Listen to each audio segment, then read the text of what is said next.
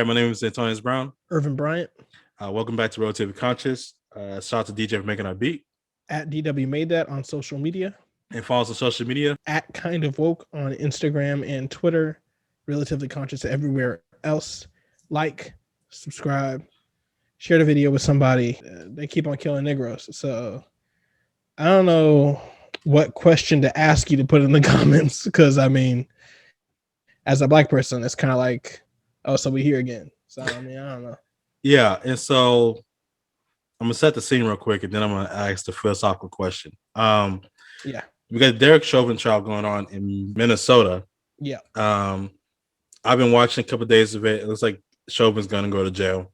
Of course, this all can be. It always is that one juror, so what's the issue? There can be one juror who messes everything up, but it looks like most of the details point to at least third-degree manslaughter. Where maybe it wasn't intent to murder, but negligence was so high that it causes his death. And so then we have Mr. Wright getting killed in a traffic accident, in a traffic stop. The cop said she accidentally pulled a gun and not her taser. A lot of people are like, calling her a liar and showing how different a taser looks from a gun. Right. And I really think all of that is unnecessary because in the video it looked like she actually oh snap, I shot him. I did not mean to do that. Because he says that she's like, I shot him. Yeah. But once I saw the difference, I mean, I already knew. First off, I'm a Texan. I know I've handled guns. Yes. I've never handled a taser before, but I've handled guns, and they're heavy, and they're black, and the cops carry them on a different side because why set yourself up for failure by putting your gun right next to your taser? It would happen a lot more often. So you use your left hand for one, right hand for the other. Protocol. Yeah, and so, but I don't really care because she messed up. She resigned. Yes, she got charged with manslaughter. So the steps that needed to follow were followed basically. And so if she had said that and that was good enough for the police union to cover her and say she should keep her job, then I would have an issue about debating the merits of her reasoning. But I don't feel it's a reason to debate it because she resigned herself because she was going to get fired and she got charged with a crime. So it's whatever to me. And even the criminal third-degree manslaughter is what she got charged with, felony manslaughter. Even if she made a mistake, it was a genuine mistake, she can still be held liable in third-degree manslaughter. So that is not the question of whether it was a mistake or not. Is not a question in deciding whether or not she's guilty of the crime. Does that make sense? Yeah, it's not legal. Yeah. It's not a legal question, so I don't understand the reason to deal with it. Okay. We keep having this cycle where basically where somebody gets killed by police, there's anger. The MLB and NBA cancel games. We can talk about it another time how I feel about that. But what I feel is a utility in all of this. It feels like we're doing the same thing over and over again. And I'm really trying to get to the core of the issue because I cannot stand, doing the same thing over and over again, but we have not changing the results. And I feel like it's because we're not asking the correct questions. So let's first address, before we get to the questions, the frustration because that is a universal feeling amongst Americans. Everybody's tired of this. Whether you're tired of seeing black people get shot on camera and, either people being careless about the killings, and it could be shot or choked because chokes happen on camera a lot. Crazy to say. So people dying on camera, black people at the hands of police, seeing it happen for one, and then having people in the court system and in public discourse play it off. Yeah. Is I think, many people's frustration, right? Violence and the denial of violence. But then on the other end, for the deniers, or at least the ambivalent, there's a frustration of just doing this. Yeah. Okay, coronavirus is beyond anybody's control, and the war in Afghanistan is, it's beyond my control. I mean, any U.S. president you elect is still going to be over there, right? At least in recent history. So there's nothing you can do about it, right? There's evils in the world, global warming. I can't impact that, but like this is a civic, this is a civil issue for all Americans that we all be talking about and we all be stressed about. And so for anybody, it's like, yo, stop. Yeah. And so the one response to that is, and just a brief, I want to hear you address it real quick, is, okay, so if we're all tired, let's just tear the city up, the precinct up. Mm-hmm. And maybe y'all will learn, because we have denial in the court system, right? So people will act like it didn't happen, or at least there's no guilt. And so without justice, there's just a bunch of left open wounds and open anger. And so maybe the violence that we've seen in this year, or this past year, 2020, and then the violence has been threatened again on the same city recently, will get y'all to act right. Maybe the violence will help. And so, by violence, I mean riots, to be specific. Yeah. And so there's a league of people who believe that the reason why Chauvin's on trial is because of the riots. I do not share that opinion, because I do believe after 2014, between 13, once Black Lives Matter really started taking off, a new group of law school graduates who became prosecutors was born again, basically. And there's a new group of prosecutors out there who want to prosecute these cases, right? And so kind of like in the Federalist Society on the right, when they start paying people and like giving people money to go to law school to believe that A, abortion is illegal, and then B, that the Constitution's Second Amendment gave you the right to own a gun, they put their money where their mouth was. They wanted that to be true. And so they paid for people to go to school to do that. And I do see that happening on the left, where people are going to law school with the intention to become a prosecutor, to charge and try police officers. And that's happening across the board, though. Okay, but so are you saying that there is an organization that is educating them and paying for their education to do that, or is it just an intellectual movement? Maybe both in the same, an intellectual movement, the NAACP. There are several, like, what's the guy's name who's a lawyer for Trayvon Martin, and he's also the lawyer for. Yeah, I don't like that guy, Benjamin Crump. Yeah, but he has a fellowship. The Benjamin Crump Fellowship is for someone to go to a law school and to become a public defender or a prosecutor, right? So, him being what he is a whole nother discussion. But people are putting their money where their mouth is, and are saying we're going to pay people to go to law school to change these outcomes.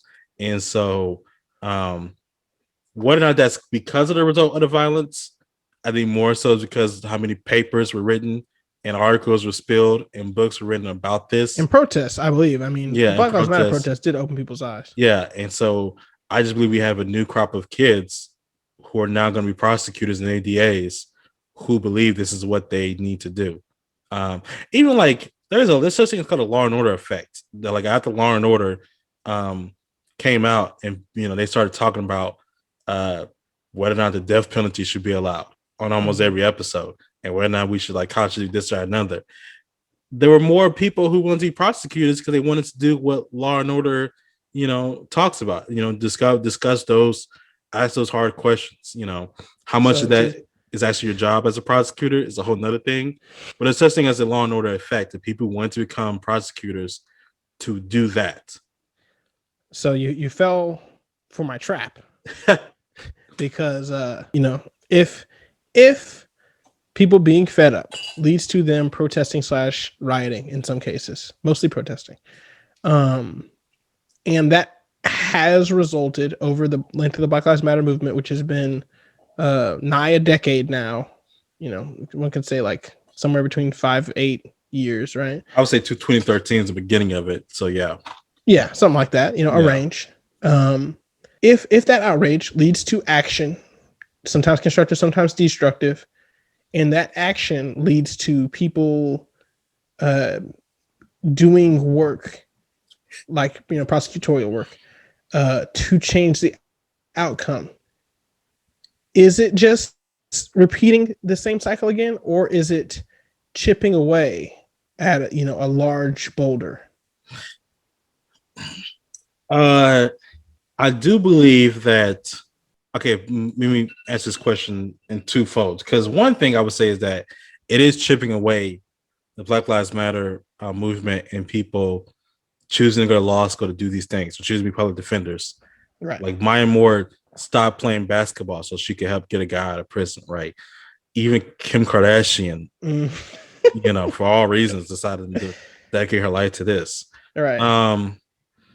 There is, real evidence of constructive work being done, but I think the violence in the riots have a very real consequence and hurt that progress, because that makes many cities and municipalities that aren't left leaning. Minneapolis is very much different.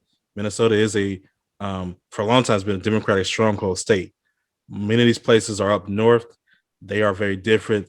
The NYPD is in New York City, which has always been a Democratic stronghold. Down here in Texas, though, is a lot different.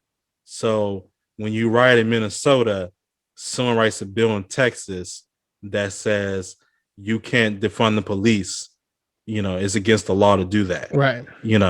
And so there may be progress up north in California and these other places, but down south, where I believe the problems are more desperate, there's real consequences.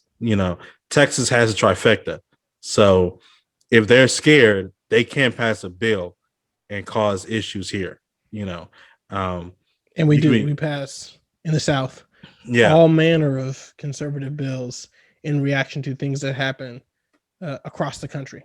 Yeah. So it's proactive in that, we're not going to have that over here, even though it's not even a threat, because like what'll happen in California is that, they'll do critical theory as a part of high school, social studies or whatever, which is an extreme measure.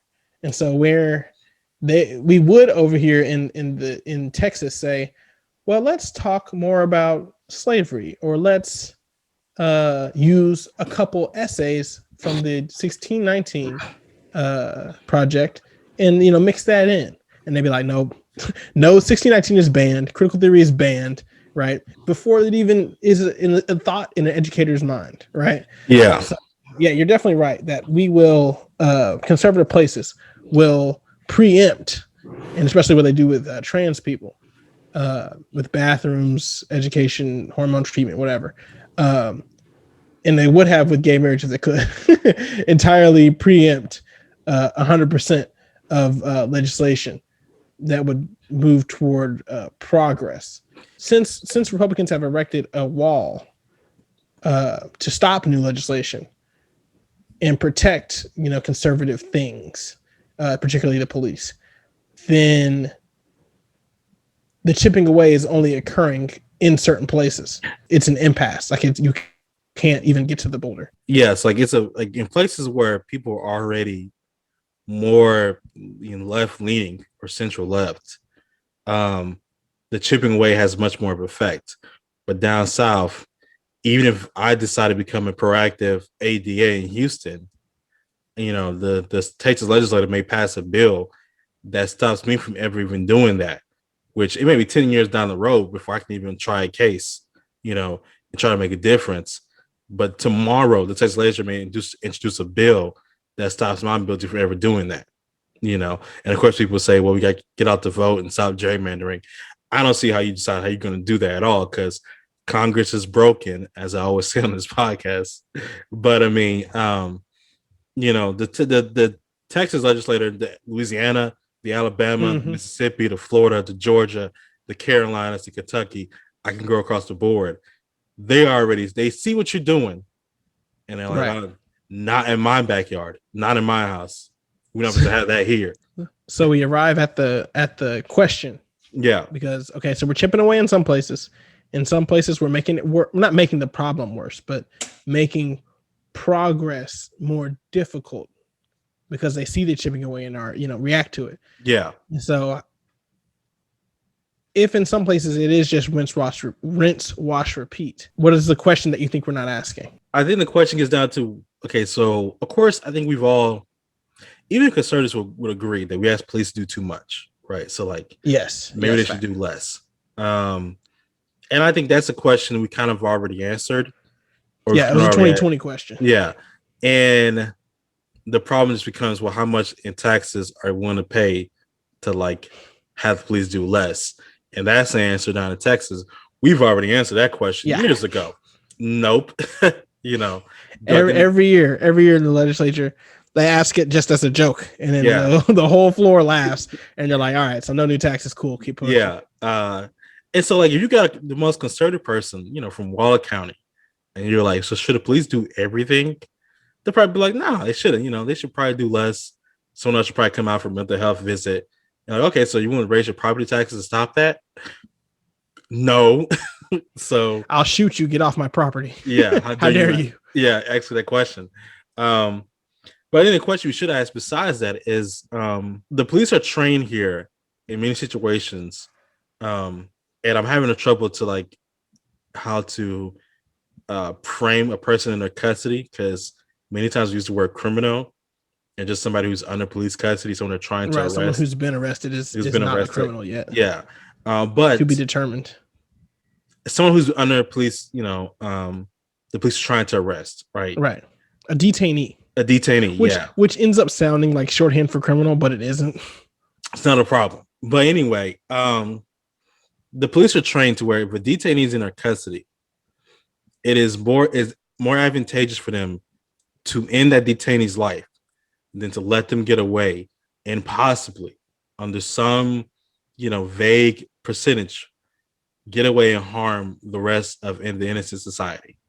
So if we can do a quick empirical rundown, we got Daunte Wright, who just died. We've got who's the gentleman who was running away from police? I feel like it's happened to multiple people. There was one that was on camera. There's a guy who had the cell phone who they thought was a gun. Sean. I forgot his name. I don't remember. Oh, see, that's a shame. It's a lot of people. Yeah. There's an Oscar Grant. They made a movie. Yes, Oscar Grant.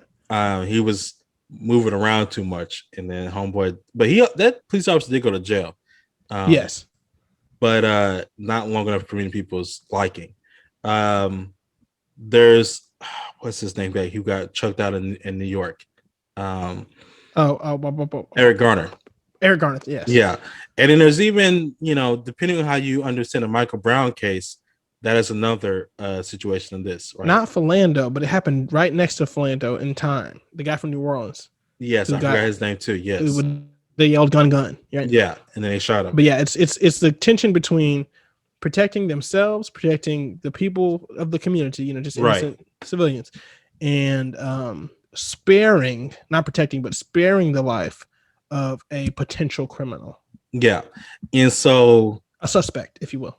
Most people would hear this conversation and be like, well, of course we should value the life of the suspect, right?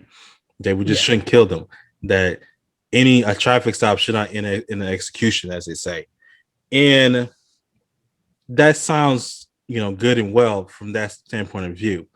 But I have a story that happened to me personally when I was a child at Clark Intermediate School, right? It's in Spring District here in Texas. It's a black school. The cops were trying to stop a guy. He jumped out the car and went hopping in back fences in the backyards. And Clark Intermediate is in a neighborhood, like many elementary schools are. And so the school went on lockdown because he was in the neighborhood loose. And they finally caught up to him. But the HPD took flack for the fact that they did not kill him as soon as he ran away from them. Because they're like, you put the kids in the school at risk. The school had to go on lockdown. And their black mothers, and of course, this detainee or future detainee was a Hispanic person, and that's a whole nother discussion. But racial dynamic. The black parents were like, you put my kids at risk. I don't know who this person was. They were at recess. How dare you? Why did you not execute him there in the street? And so people are wild in when it comes to their kids or anybody. Yeah, they are wild. And so if there was every time it's a high speed chase, people lose their minds because they were like, you let that guy on the freeway, and what if he ran into me? You know, and the police departments have learned a lesson of it is better for them to kill somebody than for them to let that person get away. They may lose their jobs because of that. And so the question of whether or not they should value the life of the detainee has already been answered kind of by the taxpayer. And the people who mourn over Daunte Wright may be the same ones who would scold the police department if someone got away and and they somehow felt unsafe, because Americans are weird and any level of feeling unsafe is unacceptable to us. Yeah, and that's when we got the whole capitalism problems. When you got money on the line, the police department already underfunded, police officers already underpaid, disrespected, job is hard. We know the deal, right? When all that is already on you, you tend to not people please, but act in a way that's going to not jeopardize your already precarious situation. Yeah. And so, if people criticize me, okay, well, I won't do that. That's how you get the Ferguson effect, right?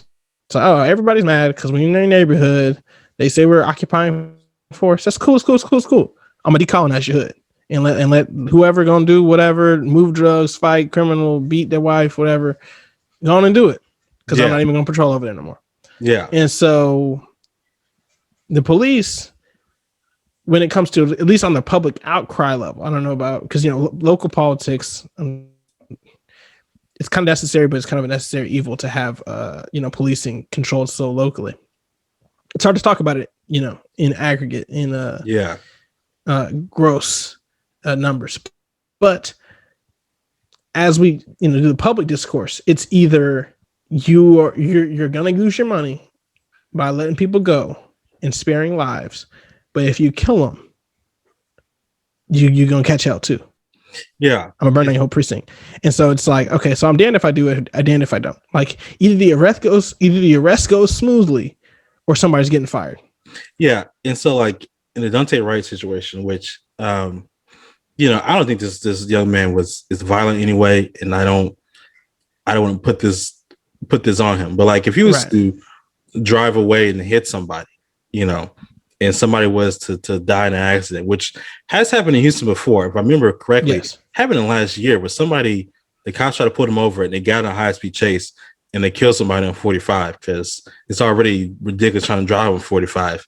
And it became a real issue, a hullabaloo. And so people were like, I don't care about the person. I care about this person who died. This is obviously a criminal. This is the Karen will say this is obviously a criminal. If you're not guilty, why did you run? Yeah. And shoot them because they're going to endanger somebody. But at the same time, I do remember different communities, of course, saying different things.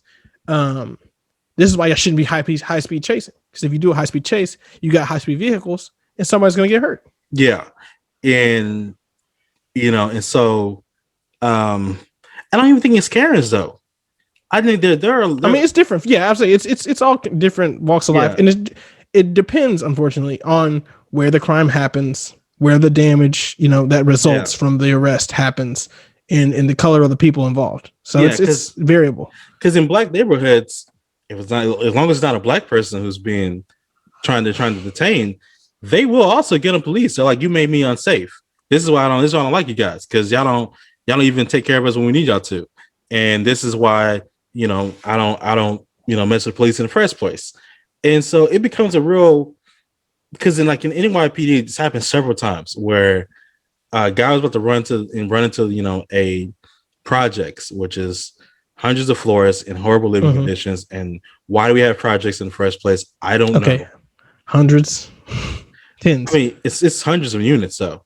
Hundreds of units, tens of floors, hundreds of units. Tens of floors, hundreds of units. Big complex. Yeah, elevator's not working and it's not well lit, and so everything's going on in the stairway, right? And the cops would be like, well, I'm not gonna let you go into to people's houses because it can get crazy, so I'm gonna shoot you before you hostage. I'm gonna shoot you before you go inside there. And so somebody dies on the stoops of Marcy projects and it becomes a serious issue, And the cop is like, well, like the guy in that video where he's like, we should go back to Mexico. And people are like, you should leave. But like the cop's like, well, yeah. The cop's like, well, I shot him, so you want to go to the projects? And they were like, well, no, that's not what I want you to do. But he's like, well, what did you want me to do though? Because I don't know, running your home. Yeah. And then you're just gonna be scared and you're gonna be like, why didn't you stop the man? Yeah. He ran in my home. And so I know it's kind of sounds like we're on the police side here, because I believe that, you know, I mean, the job is actually difficult and they are actual human beings. Like, yeah, we don't believe in ACAB because that's ridiculous. Yeah. And so I think this is a question that we have to ask, that I don't think we've ever really grappled with the answer to this. And some activists are. I was about to say. Yeah, some activists are grappling with the answer to this.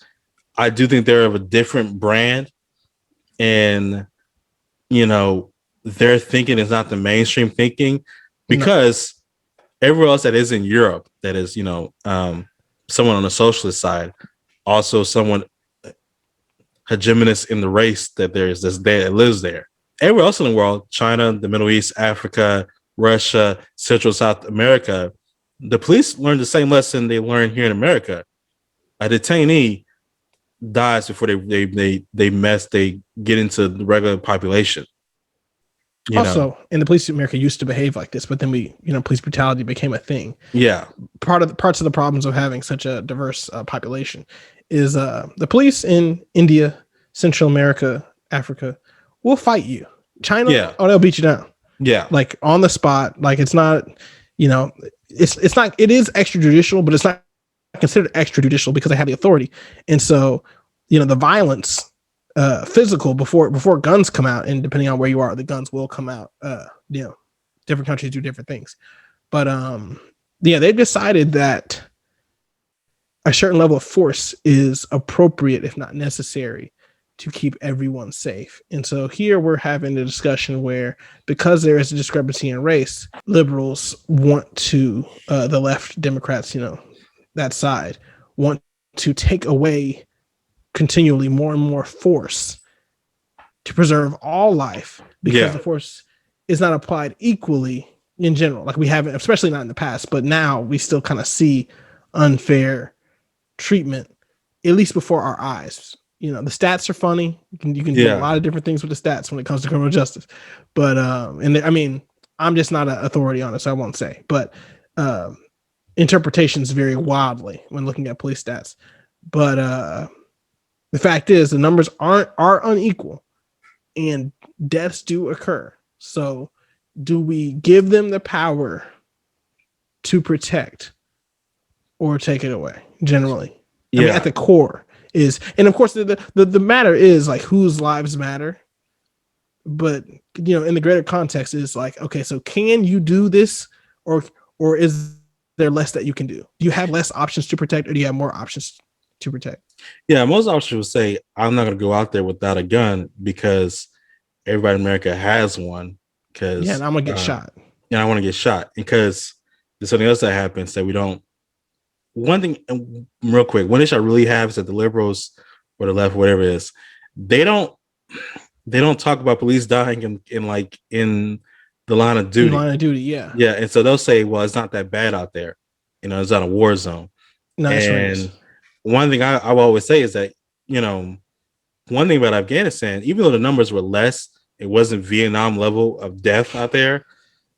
Still, an IED going off and killing, 5 Czech soldiers still was, took a real mental toll on us, Yes. And so it's not Vietnam where I got 30 people down on a hill. Some liberals I've heard would be like, well, y'all should just, y'all should not have the same amount of grief over that. It's less numbers, so it shouldn't be the same amount of grief.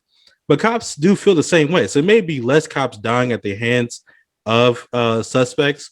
But, last year, a cop in Houston walked up to a domestic violence situation, and the dude just walked out the house and shot him with a shotgun. Right. And that was you got to believe that I do. That suffering is suffering. Right. Yeah. And this is, comparative suffering is stupid. trauma is trauma, like real trauma, like death, So Yeah. if people in the hood who've witnessed gang violence and domestic abuse are really anywhere, but mostly it's in poor communities, you see those things, right? They have PTSD, like bona fide. Yeah. And like, yeah, that's legit. People at war, PTSD, bona fide. I've seen violence, horrible things. Cops too. Yeah. And like so they're cared for just as poorly in their pay and benefits as anybody else in society. And their response with their authority is scary, but it is a human one. Yeah, because as long as it's not racial and like extra, some people like Derek Chauvin, get him out of here. Like he's done. But this officer with Daunte Wright, it's like, like you can't accidentally kill people, so you're finna get manslaughter. And I'm glad you resigned from your job. Yeah, but it does bring up a question that I don't have an answer to. I mean, I believe that the suspect's rights, to life is like just as valuable as the public's. Mm-hmm. But when it comes to what to do about it, that's when, like, how do I act on valuing everybody's life the same? I do not know, because once I start taking away police powers, at least when it comes to enforcement, then I start endangering lives. And I don't, that's not my MO. I want to save everybody's life. Yeah. And then they they don't want to do the job anymore. Yeah. And that's even more dangerous. Yeah. It's because when I talk about the domestic violence situation, where homeboy came out and blew him away with a shotgun, there was another situation where it came up on a domestic disturbance. I think it was a Hispanic gentleman, and I don't think it was Houston though. And I don't know if he had a gun. I don't know what it was exactly, but he was acting erratic, and they just immediately shot him because they were like, "We're not about to play this game with you." And that was another outcry, and people were really upset about it. And if you gave the police department's truth serum, I think what it really would say is that I don't know what to do, because I'm scared if I pull up on a situation, I may get shot without being told anything. And then when I overreact because I'm scared, I get reprimanded. And of course, people respond to that as well. You shouldn't be scared. Why just have to be a police officer?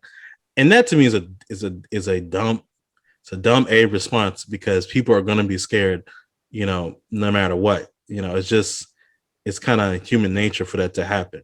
Now, look, I will say there is the scared, like, what is his name? The guy who got shot on the ground when they were yelling "gun, gun." I don't remember his name, but that was another situation where the communication was bad. So they communication was bad. But I mean, out of fear, like they lost their cool. Yeah, and there was no threat.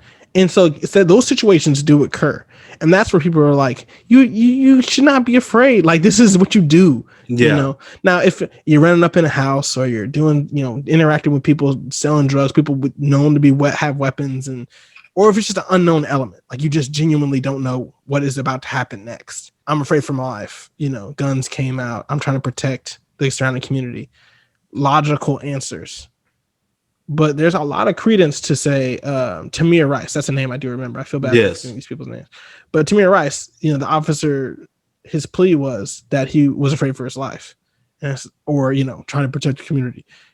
But the action on the front end was illogical, out of protocol, et cetera, et cetera, et cetera.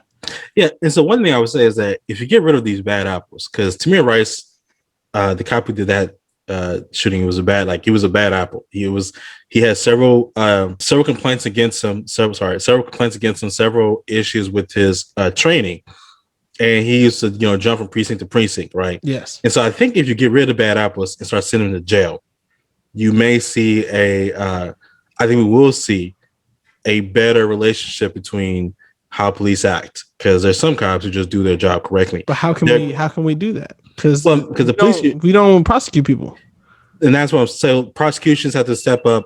Police unions have to lose some of their power to stop firings. Right, those things have to happen so bad apples can be arrested and go to trial. Because one thing I would say about Minneapolis, both Derek Chauvin been on trial and his other cop immediately getting hit with charges for manslaughter. that is a step in the right direction because they both go to jail. It is it's like when I do training, I could point out these two people went to jail for not doing a job correctly.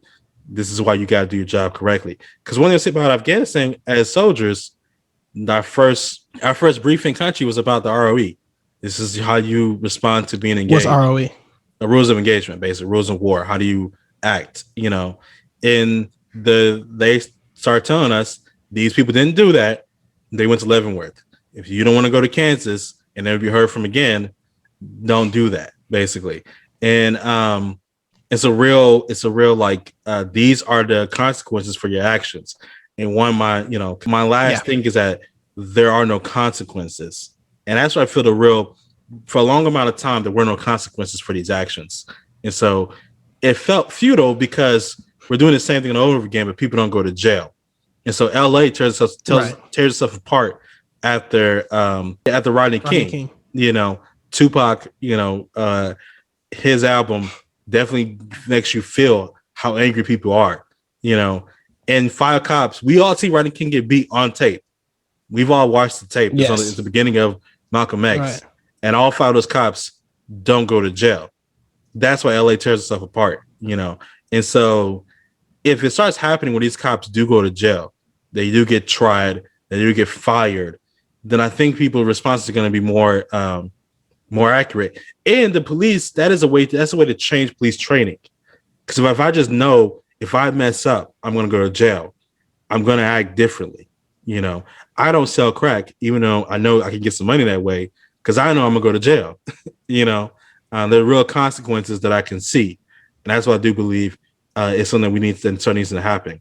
Because one last thing, I forgot who said this, is activist. I think he was the guy for 8 Can't Wait. He was like, the majority, when we go through these cases, these cops using excessive force, most of the cops use excessive force have complaints previously about using excessive force. And so you can get the ones who already have these complaints against them and start cleaning house. You let people know that if they become this guy, you can get fired. Why is Derek Chauvin training 2 other officers? Two guys who were holding out his legs. One guy was his first day on the job. The other guy was like his 3rd week on the job. They've been shadowing Chauvin. Why is he in charge of training these other officers? Yeah, so he's breeding more crazy people who commit a murder on the side of the street. And so if Chauvin was removed from the situation beforehand, George Floyd, I think George Floyd is still alive, because these 2 officers, they don't learn from him. They learn from another cop who's much more sane. They just put him in handcuffs. They just put him in handcuffs. And so when the woman who's 25-year veteran of force, and she goes to jail, when I start training you, I'm like, don't mix up your taser and your gun, because you're gonna be in jail, and you're not gonna like going to jail as a cop, because cops die in jail. There's people in there, and you may have already met them. Yeah, and so I think that's the easy answer. These other questions are harder to answer, and they really get into like, what do we value as a society?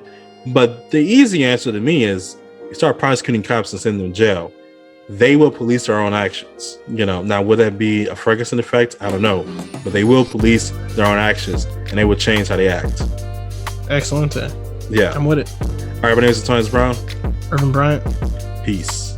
Do it to him,